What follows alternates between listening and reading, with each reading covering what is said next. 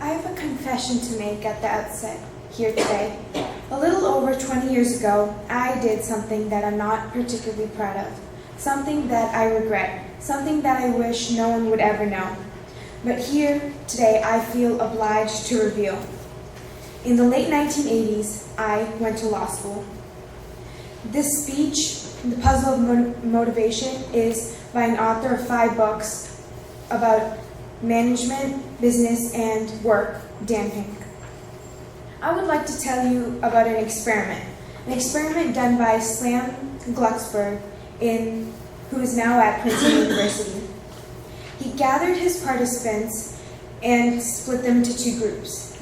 To the first group, he said, I would like for you to establish the norms to see how much, on an average, it takes someone to solve this problem.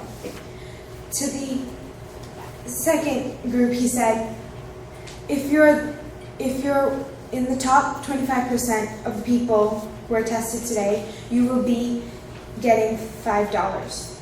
And he also said to that group, if you're the first person to finish, you get $20. This was done several years ago, and now it inflated for today. This is a decent sum of money for a couple minutes of work. Question: how much longer did it take the first group to finish the problem? Answer: the first group finished 3.5 minutes before the second group.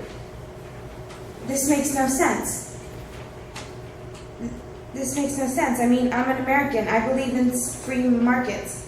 That's how it's supposed to work, right? If you want people to perform better, you give them bonuses, commissions, their own reality show.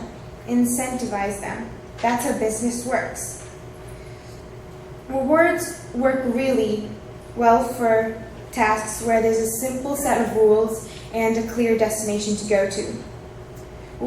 Rewards, by their very nature, narrow our focus and concentrate our mind.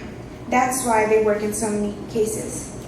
So for tasks like this, a narrow focus, where you just see the goal right there, zoom straight ahead to it, they work really well.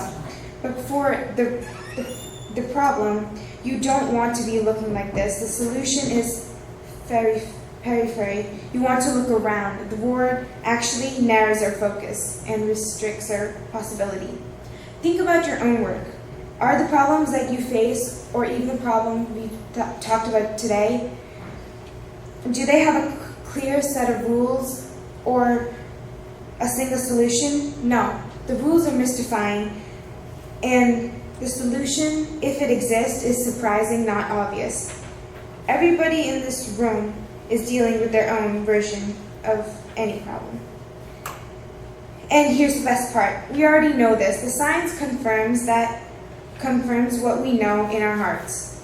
So if we repair the mismatch between science and business, if we bring our notions of motivation into the 21st century, if we get past the lazy, dangerous ideology of carrots and sticks, we can strengthen our businesses, we can solve a lot of these problems and maybe change the world. Thank you.